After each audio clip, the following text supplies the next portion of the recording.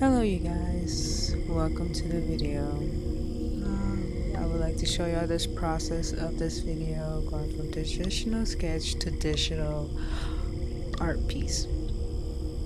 What I use for sketches is a 0.5 millimeter mechanical pencil with a tri-tip eraser. The sketchbook that I use is an Art Lofts brand sketchbook that I got from Michaels. It's an amazing sketchbook for if you feel like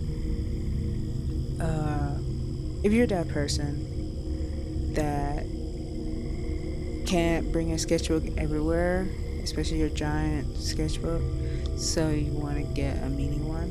That's a sketchbook for you, especially for work, traveling, or just going out like on a dinner date or like to a park. Like if you don't want to carry a big sketchbook, that little mini one is the best one.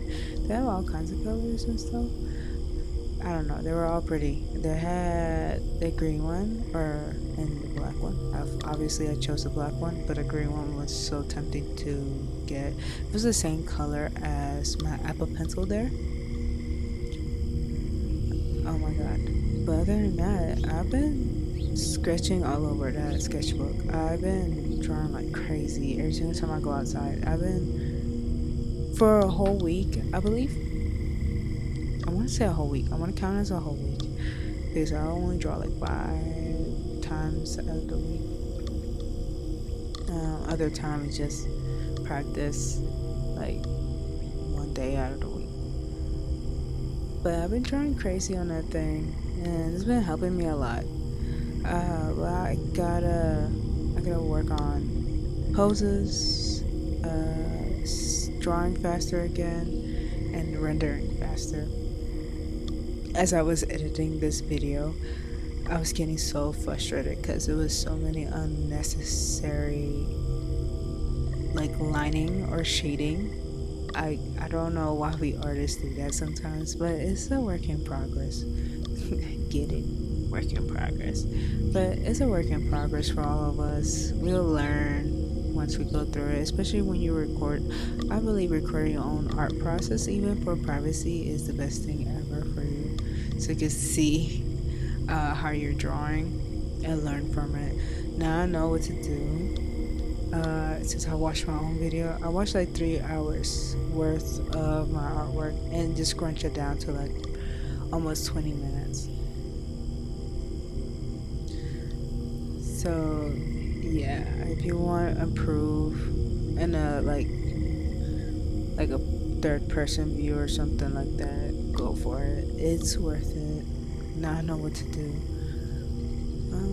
But yes, as you saw there couple seconds back, that I took a picture of the sketch and went to gradient map and put the pink and blue gradients so I can see the underlayer when I'm doing the line art. It's much more easier for me that way. Usually I paint over my sketches, but I just want to see how fast I could do line art here in this video.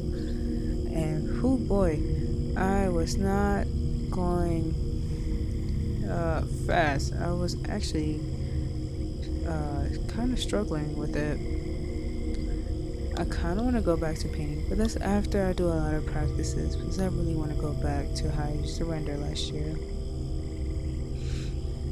But other than that, so this video process shows what I do like in highlights because I took out all the unnecessary stuff, and it took me a long time. I don't know if I said it before in this video already, but it took me 2 days to complete this, but on Procreate it says that I only took 2 to 3 hours to complete it. It did not feel that way. I guess once you put your pencil down, it counts how long you've been drawing instead of like, I'm not sure how it works, but I feel like that's how it counts. So I need to work on that as well. But other than that, this is the rendering process was much more satisfying. Like once you go through all the line art and all that cleaning up, and then laying down the fill in colors and stuff, rendering is so satisfying. Like it's like painting or sculpting. Either way, it was just very soothing meditation and all that stuff. I wish I could recorded the original sounds of these videos, but it doesn't. I had cars coming by. It was freaking cars like riding by like really fast, and I don't want you to hear those loud cars. Like it's so loud. I was FaceTiming my family member, and they were like, "Dang, what was that?" And I was like, "That's the cars." But they're so loud. But at least they're not too loud, like 2 a.m. or 4 a.m. There's people screaming at 4 a.m. And not like, like screaming, like partying, screaming. But other than that, I mean, next time, once I get better tech and stuff, I will start recording the sounds that my Apple Pencil makes on the iPad. I always find those soothing. Those are the videos I actually watch on YouTube or on TikTok. It's those videos where you hear the sound of the pencil going against the iPad, excuse me there, going against the iPad, and it sounds like, of course, pencils on a sketchbook. And I love those videos. I like watching them. They're very soothing, but not very long. And I would like to create more content like that as well. I just hope people enjoy this video as much as I did. This video, I don't know, it's just so exciting to go back to doing YouTube videos and then try to stream more when I can. And it's just I like inspiring other people, because it's like, oh, I didn't know I had this much like likeness to my art, because I used to get DeviantArt days. I used to get some criticism, but my art skills wasn't that great. It was just people used to criticize the anatomy of how I draw women, and I'm like, I just want to post art. I didn't ask for criticism, and I used to ask for criticism in forums with certain art pieces that I don't post, so I could improve from it. But it's always the ones that you didn't ask criticism for. And I'm like, these people, I hope nobody pissed in their drinks or something. Like, I don't get why y'all went after me. I'm just showing art just because I want to show art, and I have friends that like to see my art. So I was just sharing it to show it to my friends, collectively, instead of like, oh, look at my art individually, like on Facebook. Like, I think that's kind of weird. Like, oh, I sent you my art drawing, and I already know their response, but they're so supportive, and I'll be supporting them, and I hope they're doing great today. But yeah, it's DeviantArt days, and I miss those Tumblr days. I feel like those Tumblr days were so genuine, like especially for artists. I only joined Tumblr like when I was 19. That was crazy. And I don't know, I had a lot of information from there, and I learned a lot on that site. But thank God for threads. I don't even use, I mean, I've been taking a break from social media lately to help me be more creative. And I think it has been working because I've been drawing on my sketchbook like crazy. I know I said that before, but it's fun. It's just so much fun to draw. And I hope people understand it is fun to draw.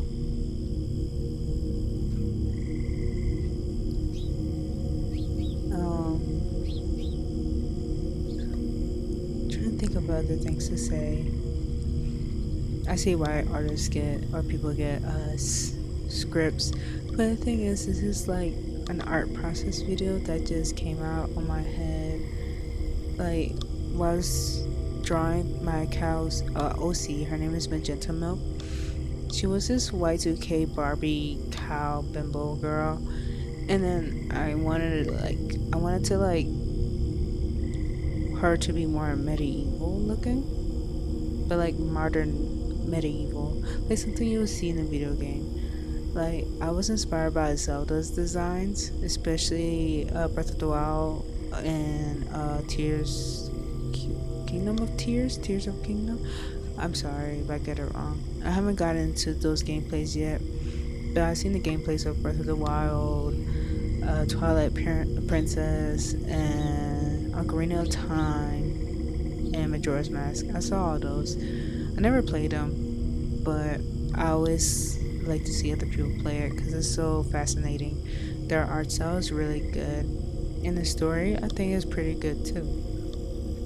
But yes, I was inspired by those designs and aesthetics to redesign Magenta Milk so she could be like a bimbo in the medieval world, you know? And she has a knife for self defense, but she's mostly, I would like to say she's an assassin, but also a florist. But I have yet research on that. I just like to draw characters because they're cute. That's it. Once I think of a character and in my head they're like freaking cute, definitely. But I hope y'all understand that. I'm also redesigning Lavender Cream. Lavender Cream, I think y'all gonna like her. She was in the beginning of the video next to Magenta Milk. So, gotta think of her outfit, and I might do a little bit of uh, character practice, gesture practice, and record it and post it on Instagram. I want to post on TikTok, but TikTok is a whole nother beast. It's a whole nother beast, especially for artists. I don't understand why there's so much hate. I don't understand. And me as a those type of artists, those not safe for work artists. You know, they hate those. They hate us. I don't know why. Well, maybe I do know why, because there's some other not safe for work artists that are terrible people. Ooh, we don't want to name names, but if you're in our community for a long time, especially since the Tumblr days, you know who I'm talking about. I don't know about TikTok. I'm going for Reels, and plus I like Reels. Kinda. I like Instagram. Let me rephrase that. I like Instagram, but I don't like Reels. I kinda like YouTube Shorts, but I'm scared because I heard people seeing some things they don't want to see, and I'm like, I don't want to keep scrolling and then see what I don't want to see. Same thing with Reels. Reels scared the heck out of me. It scared the hell out of me, actually, because I heard people saw some things, and I saw some things on there, and I'm like, how is this allowed on Instagram? I don't know. It's crazy to me. People are crazy. Well,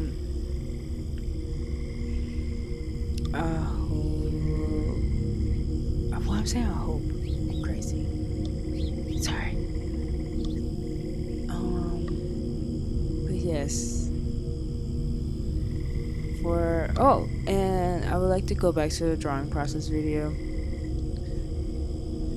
I would like to say I put the tools at the end of the video so y'all can know what I use. And like I said, I'm gonna put the free brushes in the description below. So if y'all want to use it for sketching or use it for uh, rendering, whatever, it's worth it. And I will link the video where I found those brushes from, so y'all can watch their videos too. So y'all could find your own unique brush if y'all need to be. Um. So yeah, I'm gonna let this video finish. It's almost done anyways, and thank y'all for watching. And follow me on Instagram, Twitter, and support me on Patreon.